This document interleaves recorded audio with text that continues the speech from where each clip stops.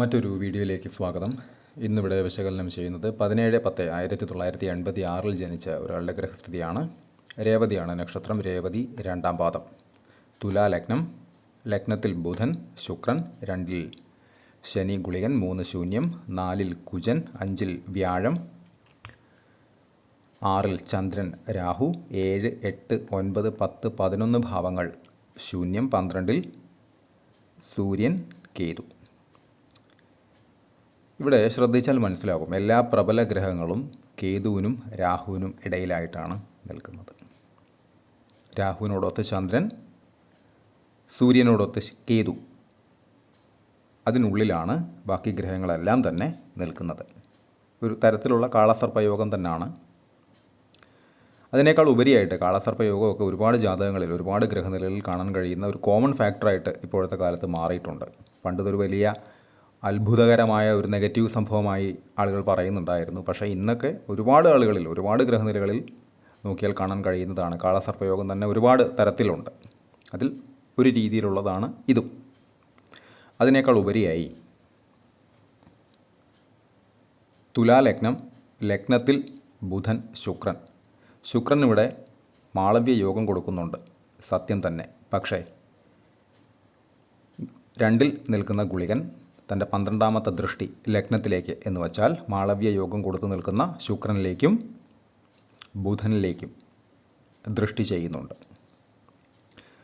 അപ്പോൾ ഏത് മഹായോഗങ്ങൾ ആയിക്കോട്ടെ, അതായത് മാളവ്യ യോഗമായിക്കോട്ടെ, അല്ലെങ്കിൽ ഭദ്രായോഗമായിക്കോട്ടെ, അതല്ല എങ്കിൽ ഹംസയോഗമായിക്കോട്ടെ, അതല്ലെങ്കിൽ രുചകയോഗമായിക്കോട്ടെ, ശനിയെ കൊണ്ടുള്ള ശശമഹായോഗമായിക്കോട്ടെ, ഏത് മഹായോഗമാണെങ്കിൽ പോലും അത് കൃത്യമായ രീതിയിൽ, നിൽക്കേണ്ടുന്ന രീതിയിൽ നിന്നാൽ മാത്രമാണ് അതിനെക്കൊണ്ടുള്ള വലിയ ഗുണങ്ങൾ, നേട്ടങ്ങൾ ഏതൊരു വ്യക്തിക്കും ഉണ്ടാവുക.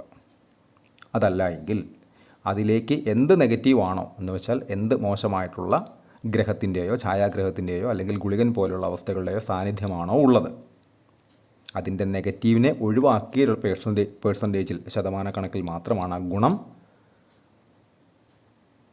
ജീവിതത്തിൽ ലഭ്യമാവുക. ഇവിടെ ലഗ്നത്തിൽ നിൽക്കുന്ന ശുക്രൻ ഏറ്റവും നല്ലത് ചെയ്യാൻ തയ്യാറായി നിൽക്കുമ്പോൾ അതിനെ ഗുളികൻ തൻ്റെ 12-ാമത്തെ ദൃഷ്ടി കൊണ്ട് ഭംഗം എന്ന് വെച്ചാൽ തടസ്സം, അതല്ലെങ്കിൽ ഗുണമില്ലായ്മ വരുത്തുന്നുണ്ട്. പ്രത്യേകിച്ചും ശനിയോടൊത്ത് നിൽക്കുന്ന ഗുളികനുമാണ്, ധനസ്ഥാനത്തുമാണ്. ഇവിടെ 2-ൻ്റെയും 7-ൻ്റെയും എന്ന് വെച്ചാൽ ധനസ്ഥാനത്തിൻ്റെയും അതുപോലെ തന്നെ വിവാഹസ്ഥാനത്തിൻ്റെയും അധിപൻ കുജനാണ്. മകരത്തിൽ കുജൻ ലഗ്നാൽ 4 എന്ന പൊസിഷനിൽ രുചക മഹായോഗം കൊടുത്തു നിൽക്കുന്നു. വളരെ നല്ലത് തന്നെയാണ്. പക്ഷേ അവിടേക്ക് ഗുളികനോടൊത്ത് നിൽക്കുന്ന ശനിയുടെ, അതുപോലെ തന്നെ ചന്ദ്രനോടൊത്ത് നിൽക്കുന്ന രാഹുവിൻ്റെ 9-ാം ദൃഷ്ടിയിൽ നിൽക്കുന്ന ശനിയുടെ 3-ാമത്തെ ദൃഷ്ടി ധനസ്ഥാനത്തിൻ്റെ അധിപൻ എന്ന് പറയുന്ന കുജൻ, അതുപോലെ തന്നെ വിവാഹസ്ഥാനത്തിൻ്റെ 7-ാം ഭാവാധിപൻ എന്ന് പറയുന്ന കുജനിലേക്ക് ദൃഷ്ടി ചെയ്യുന്നു. ഇത് അല്പം ബുദ്ധിമുട്ടുള്ള ഒരു സാഹചര്യം തന്നെയാണ് സൃഷ്ടിക്കുക വിവാഹ സംബന്ധമായിട്ടുള്ള കാര്യങ്ങളിൽ. അപ്പോൾ അവിടെ ഒരേ സമയം കുജൻ എന്ന് പറയുന്ന ഗ്രഹം ഡീല് ചെയ്യുന്നത് 3 നെഗറ്റീവ്സുമായിട്ടാണ്. 1 ശനി 3-ാം ദൃഷ്ടി, 2 ഗുളികനോടൊത്ത് നിൽക്കുന്ന ശനി, 3 രാഹുവിൻ്റെ 9-ാം ദൃഷ്ടിയിൽ നിൽക്കുന്ന ശനി. ശനി അവിടെ ഡയറക്റ്റായും ഗുളികനും രാഹുവും അവിടെ ഇൻഡയറക്റ്റായും 7-ാം ഭാവാധിപനെ കണക്റ്റ് ചെയ്യുന്നുണ്ട് എന്ന് വെച്ചാൽ ബന്ധം വരുന്നുണ്ട്. അതിനനുസരിച്ച് തന്നെ വിവാഹ ജീവിതവുമായി ബന്ധപ്പെട്ട് തർക്കങ്ങൾ, അല്ലെങ്കിൽ മൂർച്ചയേറിയ വാക്കുകൾ, കട്ടിയുള്ള മനസ്സ് പോലെയുള്ള അനുഭവങ്ങൾ ഉണ്ടാകാനുള്ള സാഹചര്യം വളരെ കൂടുതലാണ് എന്ന് തിരിച്ചറിയുക. ഇത് വളരെ പ്രധാനപ്പെട്ട ഒരു കാര്യം തന്നെയാണ്. പല ഭിന്നതകളുടെയും തുടക്കം എന്ന് പറയുന്നത് ദേഷ്യം അല്ലെങ്കിൽ മുൻകോപം നിമിത്തവും വാക്ക് അല്ലെങ്കിൽ നാക്ക് പിഴകൾ മൂലവും ഒക്കെ തന്നെയാണ് തുടങ്ങാറ്. ഇവിടെ വളരെ ശ്രദ്ധിക്കേണ്ടുന്ന ഒരു കാര്യമാണ് തർക്കസാധ്യത. ഇദ്ദേഹം വിവാഹം കഴിക്കുന്ന ആളുമായി തർക്കങ്ങൾക്കുള്ള സാധ്യത, രൂക്ഷമായ അല്ലെങ്കിൽ മൂർച്ചയേറിയ വാക്കുകൾ പ്രയോഗിക്കുന്നതിനുള്ള അവസരങ്ങൾ, സാഹചര്യങ്ങൾ ഒക്കെ ഉണ്ടാകാനുള്ള സാധ്യത വളരെ കൂടുതലാണ്. പൊതുവേ ഏതൊരു വ്യക്തിയുടെയും ഗ്രഹനിലയിൽ അറിവിൻ്റെ കാരകഗ്രഹം എന്ന് പറയുന്നത് ബുധനാണ്. ബുധൻ ലഗ്നത്തിൽ നിൽക്കുന്നു, ശുക്രനോടൊത്ത് വളരെ നല്ലതുമാണ്. പക്ഷേ അവിടേക്ക് ഈ അറിവിനെ അല്ലെങ്കിൽ ചിന്താശേഷിയെ കുറയ്ക്കും വിധത്തിലാണ് ശനിയോടൊത്ത് നിൽക്കുന്ന ഗുളികൻ്റെ 12ാമത്തെ ദൃഷ്ടി വരുന്നത്. ബുധൻ ഗുളികൻ ഒരു നല്ല കോമ്പിനേഷനേ അല്ല. അത് ബുധനോടൊത്ത് ഗുളികൻ നിന്നാലും ബുധനിലേക്ക് ഗുളികൻ്റെ ദൃഷ്ടി വന്നാലും വളരെയധികം ശ്രദ്ധിക്കണം. നമ്മളെ ചിന്താശേഷിയെ, അറിവിനെ ഏതെങ്കിലുമൊക്കെ രീതിയിൽ അത് ബാധിക്കും. ഒരു പക്ഷേ നമ്മൾ അല്പം രൂക്ഷമായി പെരുമാറേണ്ട, അതല്ല എങ്കിൽ സംസാരിക്കേണ്ട എന്ന് വിചാരിച്ചാൽ കൂടെ അതിനെ തടസ്സം വരുത്തിക്കൊണ്ട് ആ ചിന്തയെ, ആ പോസിറ്റീവായിട്ടുള്ള ചിന്തയെ തടസ്സം വരുത്തിക്കൊണ്ട് ഗുളികൻ അവിടെ വർക്ക് ചെയ്ത് രൂക്ഷമായിട്ടുള്ള അല്ലെങ്കിൽ മോശമായിട്ടുള്ള പദപ്രയോഗങ്ങൾ അല്ലെങ്കിൽ തർക്കങ്ങൾക്കുള്ള സാധ്യതയെ കൂട്ടുക തന്നെ ചെയ്യും. അതുകൊണ്ടാണ് ബുധൻ ഗുളികൻ ഒരു നല്ല കോമ്പിനേഷനേ അല്ല എന്ന് പറയുന്നതിൻ്റെ പ്രധാന കാരണം. ചിന്താശേഷിയുടെയും അറിവിൻ്റെയും ബുദ്ധിയുടെയും ഒക്കെ കാരകഗ്രഹമാണ് ബുധൻ, ഏതൊരു ഗ്രഹനിലയിലും ഏതൊരാൾക്കും. അതുപോലെ തന്നെ ഇദ്ദേഹത്തിൻ്റെ മനസ്സിൻ്റെ കാരകഗ്രഹം, ഏതൊരാളുടെയും മനസ്സിൻ്റെ കാരകഗ്രഹം ചന്ദ്രനാണ്. മുൻപ് ഒരുപാട് വീഡിയോകളിൽ പറഞ്ഞിട്ടുള്ള ഒരു കാര്യവുമാണ്. ചന്ദ്രനോടൊത്ത് രാഹു, അതല്ല എങ്കിൽ കേതു, അതല്ലെങ്കിൽ ശനി, ഗുളികൻ ഒരുമിച്ച് നിൽക്കുന്നതോ ദൃഷ്ടിയിൽ വരുന്നതോ ചന്ദ്രനെ സംബന്ധിച്ച് ഒട്ടും ആശാസ്യമല്ല, നല്ലതല്ല. എന്നാൽ കുജൻ എന്ന് പറയുന്ന ഗ്രഹമാണ് ചന്ദ്രനോടൊത്ത് നിൽക്കുന്നതെങ്കിൽ അത് ശശിമംഗള യോഗം എന്ന് പറയുന്ന ഒരു മഹായോഗവുമായി മാറും. ഇവിടെ ചന്ദ്രൻ നിൽക്കുന്നത് രാഹുവിനോടൊത്താണ്. അപ്പം മനസ്സിന് ഏതെങ്കിലുമൊക്കെ രീതിയിൽ ഇളക്കങ്ങൾ തട്ടും. എന്ന് വച്ചാൽ എന്തെങ്കിലുമൊക്കെ കാര്യങ്ങളെ ഓർത്ത് ടെൻഷൻ അടിച്ചിരിക്കുക, അല്ലെങ്കിൽ കൺഫ്യൂസ്ഡ് ആകുക, നെഗറ്റീവായി ചിന്തിക്കുക, അല്ലെങ്കിൽ ടോക്സിക്കായി ചിന്തിക്കുക പോലെയുള്ള അനുഭവങ്ങൾക്കുള്ള സാഹചര്യങ്ങൾ, സന്ദർഭങ്ങൾ, അവസരങ്ങൾ ഉണ്ടാകാനുള്ള സാധ്യത വളരെ കൂടുതലാണ്. അതുമല്ല, അതിനേക്കാൾ ഉപരിയായി ഇദ്ദേഹത്തിൻ്റെ ലഗ്നാൽ 10ാം ഭാവാധിപൻ കൂടാണ് ചന്ദ്രൻ, തൊഴിൽ സ്ഥാനത്തിൻ്റെ അധിപൻ കൂടാണ്.